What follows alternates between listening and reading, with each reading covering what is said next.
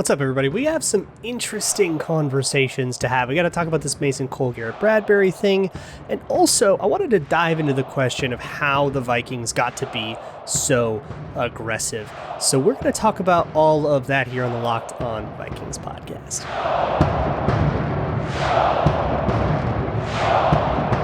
Ooh-wee! You are Locked On Vikings, your daily Minnesota Vikings podcast. Part of the Locked On Podcast Network, your team every day. What's going on, everybody? Welcome to the Locked On Vikings podcast, part of the Locked On Podcast Network, your team every day. As always, I'm your host, your pal, and the kid you copied off in math class. My name is Luke Braun. You can find me on Twitter at LukeBraunNFL, and you can find the show on Twitter at Locked On Vikings. Today on the show, thank you so much, by the way, for making us your first listen of the day. And on today's show, I want to talk about, we got to talk about some of the quotes that I missed from Monday's press conferences, and also a little bit of COVID news and stuff, and injury reports and stuff like that a little bit tomorrow. But I also want to talk about kind of the central theme of this week is everybody's writing their think pieces about like the Vikings got aggressive and they got to stay aggressive. To me, I am less satisfied with that. I got to find out how. I'll talk a little more about the philosophy of that too, and some scheme. We'll go deep into some of the X's and O's of what Klint Kubiak did against the Chargers that worked and what he can continue to do. So we'll talk about all that. But first, I guess we should probably talk about the news of Tuesday, which is that Garrett Bradbury activated off of the COVID-19 list. I guess as we take a soul, we got to give a soul. Josh Metellus now is on the COVID-19 reserve list. So obviously better to lose a backup than a starter, I guess. But Josh Metellus was like very important on special teams. He was doing a lot of great stuff on special teams. So he'll be missed in that regard. But that leaves us in an interesting spot here, because on Monday, Mike Zimmer went up in front of the media, and somebody asked him about if Mason Cole should stay in the lineup, and he was like cagey about it, and it got everybody kind of talking about, oh, is this Garrett Bradbury get replaced or whatever? Before I talk about any of this, before I add any commentary, I want to just play the full unadulterated quote and the question that was asked, just to lay some foundation. Mike, you probably don't love having moving pieces on the offensive line, but has Mason Cole's play at least, necessitated the conversation to see if he can stay as part of that group, once Bradbury gets back at some place, or do you like him as your sort of swing guy? We've had that conversation. We'll just have to see, this week in practice. Bradbury hasn't been here in 2 weeks, or I think it's missed 2 weeks now. So we're just going to have to try to sort it out this week. But Mason's done a really nice job. He's done a terrific job, and so we'll just try to figure this out. It's better than having no options.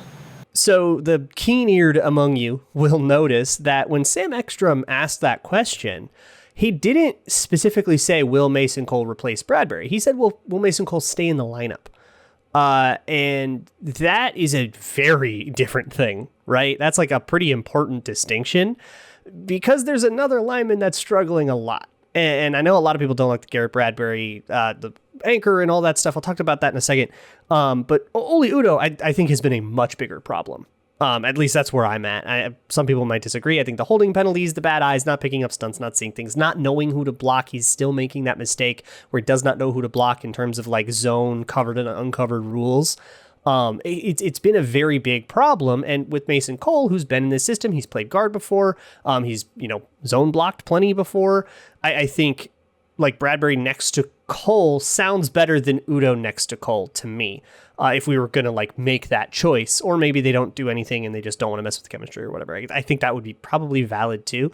But either way, they basically said, yeah, we'll see how practice goes. And when he was talking about Bradbury, he said, he hasn't been to practice in 2 weeks. We'll see if he's up to speed. Obviously, COVID is a respiratory illness. So if you don't have all your cardio up to speed, you shouldn't put that guy on the football field.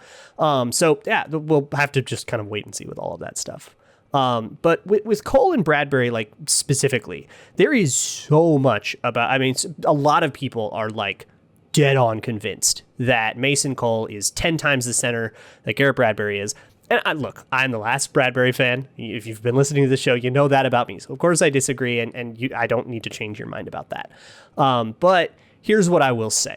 a lot of the things that probably annoy you about Garrett Bradbury come down to him getting walked back and his anchor, right? And a strong nose tackle can bull rush him, push him back. That's really annoying, right? It's totally fair. In a lot of those cases, a walk back where you give up space but then ultimately do anchor can be a pretty good play. And I've seen a lot of people point one of those out with Bradbury that's like, look at him get walked back, where he does anchor by the end of it. And to me, that's a good rep. And the reason I have that opinion is because it's what O-line coaches typically tell me or typically talk about when they talk about this kind of thing. When you get beat at first and then you turn it around and you make a comeback and you actually end up sealing, like you end up kind of getting your ground back, that's almost more impressive from a scouting perspective because it shows, hey, the rep's never over, right? You can have things go a little wrong and still win. And that's going to get you a lot of wins because especially in the NFL and in pass blocking, you're not going to win every rep pretty. You got to be able to win ugly. And so seeing somebody win ugly, that's comforting to me. But a lot of people don't like it. It's ugly, right?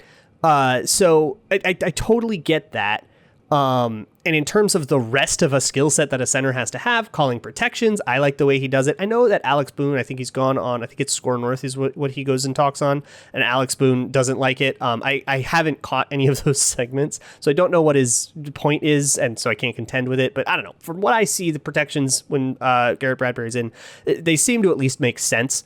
And they're communicated well and stuff, and that hasn't been happening with Mason Cole. Of course, Garrett Bradbury is the grim reacher. The reach blocks are incredible. I like the way that he drive blocks, the way that he moves guys, and there's a different leverage to that than with pass blocking, and you can kind of see the difference in power. He does have a very explosive base, and he just isn't very good at accepting that power. But if he can get up and under you, he can push you. So that's like the whole of my Garrett Bradbury take. I see the plays that people don't like, and there have been times when he's just been flat out knocked out, put on his ass like Rashad Hill was all those times. Those plays are terrible. Kill him for those. I'm not going to argue with you. But I think where I get kind of annoyed is the walk back thing happened to Mason Cole a lot in this game. Linval Joseph, very powerful nose tackle, totally walked him back into the quarterback. And a lot of people have said, man, that he just doesn't get walked back into the quarterback at all. And that's just wrong.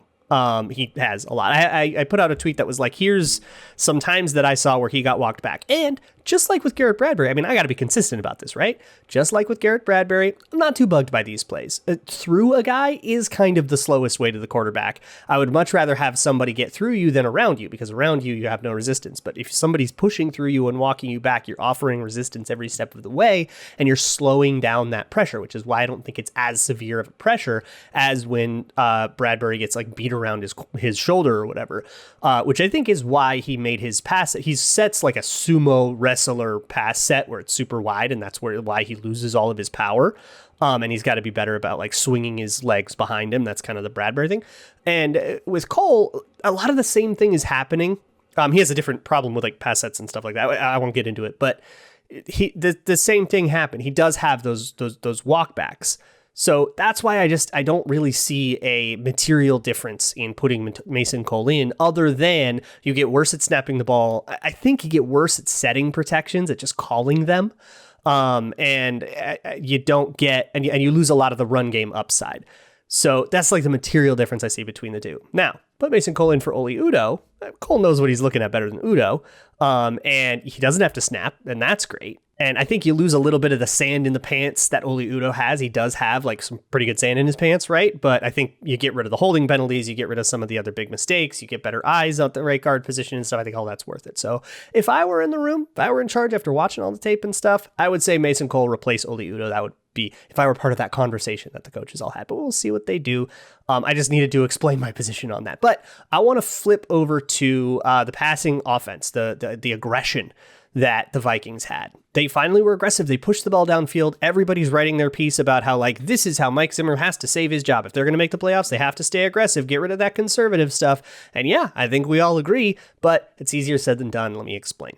But first, let me tell you about my new favorite app. It is Get Upside. Get Upside has been saving me money at the pump. Gas prices are ridiculous. Let's shave a little bit off the top, specifically 25 cents a gallon off the top with the Get Upside app. It's a free app at the Google Play App Store. There's no catch to any of this. You can just go to one of the gas stations that's participating, get gas, tell the Get Upside app that where you got gas, like tell them what station you went to, and then it'll take a day or two to process, and then money just shows up in your account. You can cash that out whenever you want. Amazon, Google Play, or you just do direct deposit if you don't want to mess with any of that stuff. No catch, no fees, nothing like that.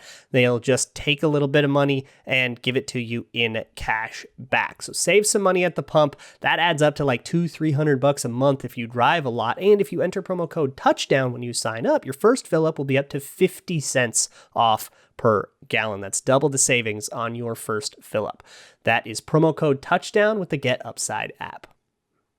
Switching gears here. So the Vikings did a better job of being aggressive. And I've talked a ton about the lack of aggression the last couple of weeks. We've all been talking about it, right? Kirk Cousins is checking down a lot.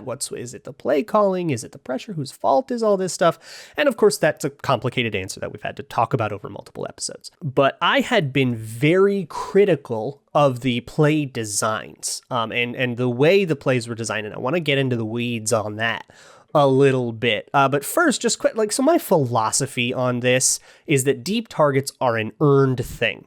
And I've seen a lot of people say kind of like the sarcastic, throwing deep to Jefferson worked. Who would have thunk? As if it were this obvious truth that the Vikings, for whatever reason, were denying. And I don't think that that's the case. I don't think that it is an obvious truth. It is so obvious a truth that I am skeptical. I'm reticent to believe that an NFL team would deny it, but rather that they were failing to capture it. You can't just send Justin Jefferson deep on a random route and expect it to work, right? The defense has a brain. They're going to cover it. They're going to send a safety back there. They're going to have somebody lurk it or rob it or do whatever. They're going to know what you're doing. So you have to have a little bit more purpose to what you're doing. And that is basically the crux of the critique that I had of Klint Kubiak, that what he was doing to get Justin Jefferson down the field was kind of vanilla. And it was there wasn't a lot of complexity to it, and there wasn't a lot of challenge to covering it. There was a lot of just a go route down the sideline, or maybe a curl route. And everybody can cover a curl route. You just kind of sit on the top of it, and you drive on the ball when it's thrown. Everybody can do that, and most coverages are going to have at least one guy on Justin Jefferson. Unless they bust it, he has to beat somebody if it's man-to-man coverage. And if it's zone coverage, then those things just sort of fall apart. And the concepts don't work. And then sometimes it was like Kirk not finding him deep, or pressure meant Kirk couldn't find him deep if he wanted to, or whatever. We're going to throw those plays aside. I want to talk just about the designs today. And look, it does make sense to say, hey, Justin Jefferson's going to get single coverage. And if he has single coverage, we'll have him on a deep route. And then, if they ever leave Justin Jefferson in single coverage, then it's a deep shot to Jefferson. Great. But what if we could make it easier than that? Because that basically relies on the other team screwing up instead of you creating something of your own volition. And I thought the Vikings did a much better job of being the creators here, of presenting challenges to the defense beyond our receiver is good. And that is a challenge to the defense. But what about our receiver is good and the concept is difficult to cover? That's better, right? And I thought they did a really good job. There are three particular plays that I want to do.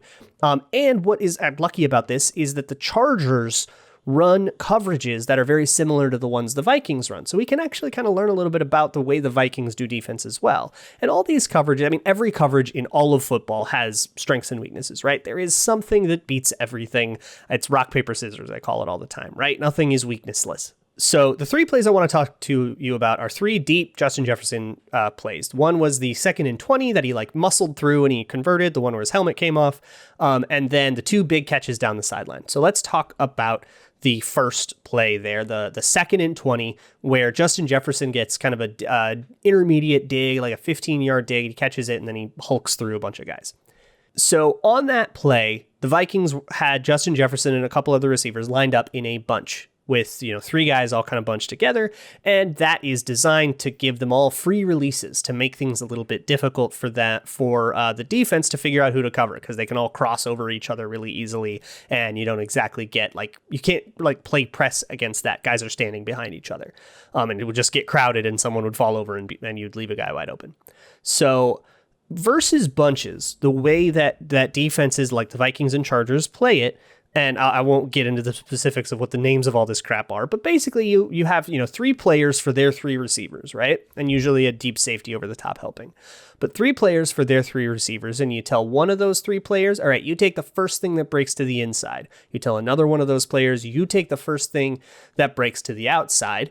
And then the third player, you say you take whatever's left over, and the safety helps things deep, or might even go over to the other side if he can. But basically what you have is you have these 2 players basically looking at all 3 receivers saying, okay, who's going to break inside, who's going to break outside, who goes first, right? Who breaks their route off first? And the way the Vikings approached this was they had the entire bunch run a deep route stem. That means none of those routes broke until they were past those 2 first level kind of shallow defenders.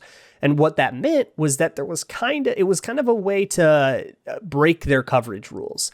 Their coverage rules didn't have a way to deal with, well, what if nothing goes inside or outside and everything just goes straight and then breaks out later? Now, the disadvantage of this is that it takes a long time, and so the Vikings had to block it up, and they did an okay job of that. And what that meant was you had time for all of this to develop, and Justin Jefferson was now breaking off an intermediate route to the inside, and he was the only route of that bunch to break inside, which would usually just be one of those defenders' job. He would pick it up and he would then play man coverage against it, and it would be pretty normal. But now he's behind the guy, and the leverage gets all funky, and then Justin Jefferson's wide open, and you get to throw it. So that was a good way to respond to the way a team like the Chargers typically defends bunch releases, and the bunch is something the Vikings have always used a lot for a long time. It's sort of, whoever's been calling the offense has always liked bunches, I think more than most teams, and that's fine. I love bunches too. So the next 2 plays were Justin Jefferson catches down the sideline, and what you need to know about them alignment wise is that Justin Jefferson was on the back side of the play and every other receiver was on the front side of the play. And by front side and back side, I'm talking about, basically that. Where are there more receivers? Where's the strength of the formation? And the point of that, of course, is to get Justin Jefferson a one-on-one. You want their whole defense to wait over, to all shift over, and you want them to favor the side without Justin Jefferson on it. The Packers do this to get Devontae Adams open a lot, right? That's the idea behind doing all of that stuff, but it's not exactly a new trick, right? So defenses have ways to cover that, and you have to design your plays. And this is what Klint Kubiak wasn't doing as good a job of. You have to design your plays to take advantage of what you can probably figure out are the coverage rules by now, because everything old is new, right? Nobody's doing anything nobody's seen before. So I want to talk more about those specifics in these 2 plays. But first, let me talk to you about the best tasting protein bar on the planet. It's eating season. It's November. That means we are all going to stuff ourselves full of ridiculous calorie and carb loaded food, and we're probably going to feel like crap about it after, and it's going to be worth it, but maybe we can try to prep a little bit, because if you're having a sweet craving and it's late at night, we got the perfect protein bar for you. It's Built Bar, and it doesn't taste like oats and chalk and disappointment like a lot of protein bars do. It's covered in 100% chocolate. It comes in a bunch of delicious flavors like chocolate raspberry or chocolate coconut, which would be a great replacement for that raspberry tart or coconut cream slice of pie that you've been eyeing in the fridge. So head on over to built.com. They've got a lot of limited edition flavors this time of year as well that are only on the site for like 3 or 4 days. So check often.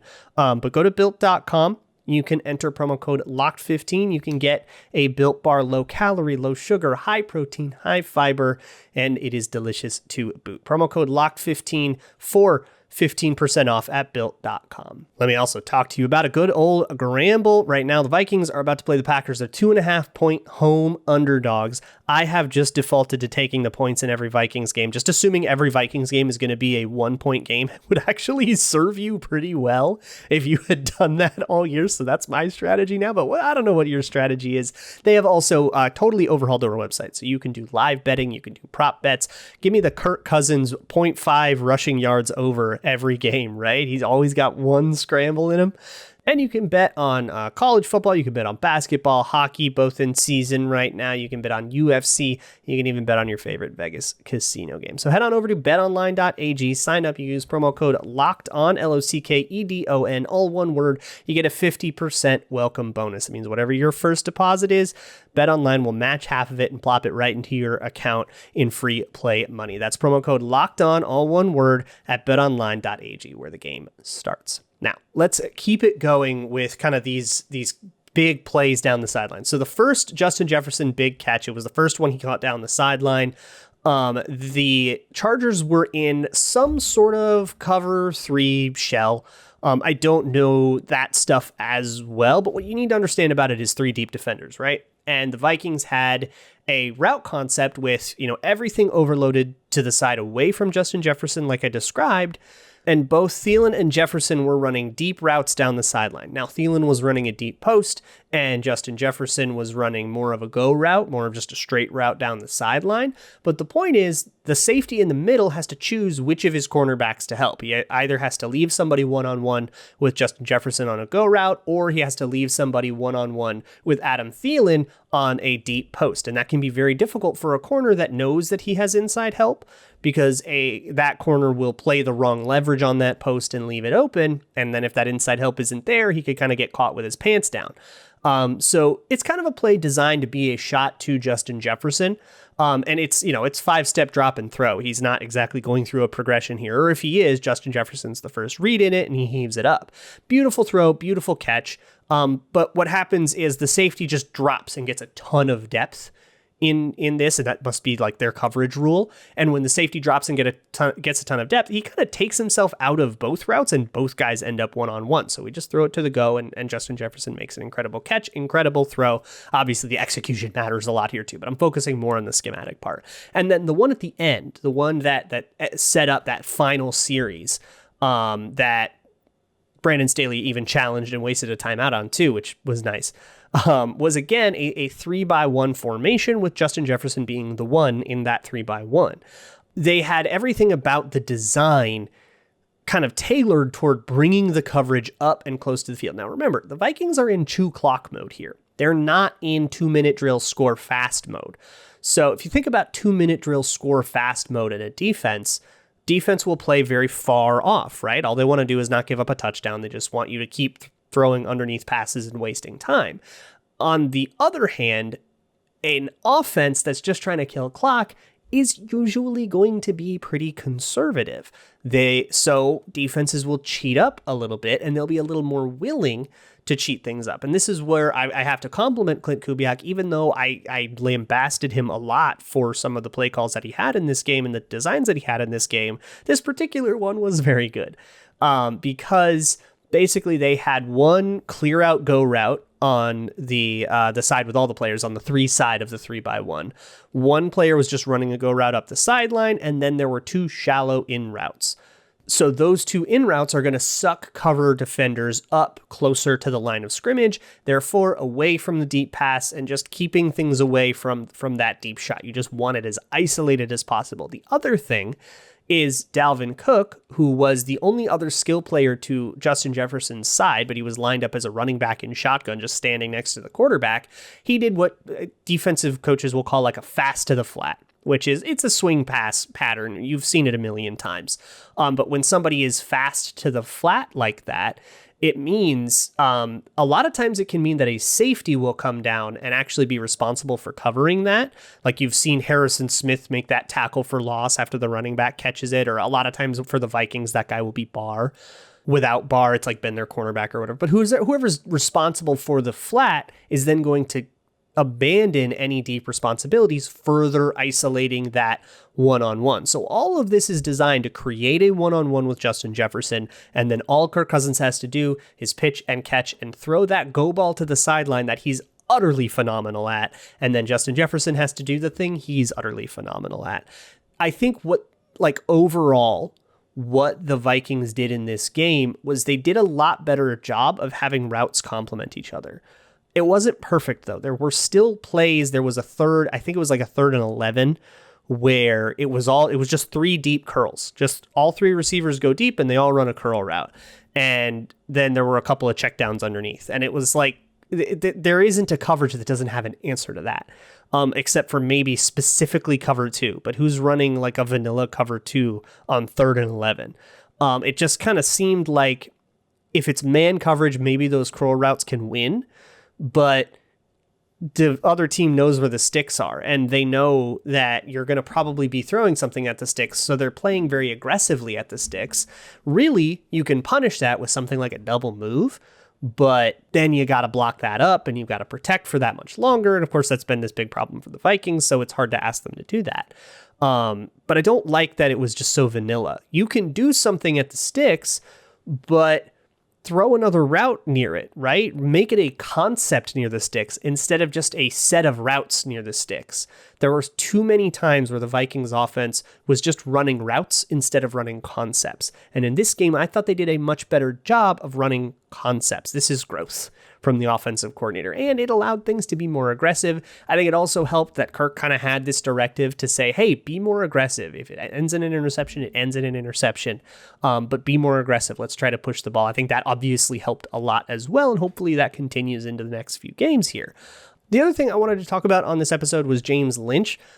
For the sake of time, I'm going to defer to an article that I wrote. So I wrote an article on Zone Coverage about James Lynch. He has been very, very quietly good. And it's quietly because he's a defensive tackle. It's hard to see those plays. And you have to look very detailed into like his technique and stuff, but he's shown a ton of power and a ton of tenacity.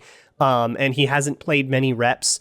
But in filling in for Michael Pierce, he's been this fantastic run defender. We haven't seen much about him from the past, but I don't think the Vikings are expecting that anymore out of him as a nose tackle. And as like a rotational run defense guy, he's certainly earned his keep, and that's really exciting. Go read that article for more detail on all that, and I broke down some tape there as well. But now we are going to flip into Packer mode. So tomorrow we are going to talk to Peter Bukowski of Locked On Packers. That is always a very fun conversation because I can troll him, and that's my favorite thing to do. So come check out Crossover Thursday tomorrow. Thank you so much for making Locked On Vikings your first listen of the day. Your second listen should be the Locked On Bets podcast. Get your Gramble straight. Your boy Q and Lee Sterling, handicapping expert. Those guys are white hot right now. So go and get your Grambles straight. Those guys will tell you what to Gramble on. I will see you all tomorrow. And as always, Skull.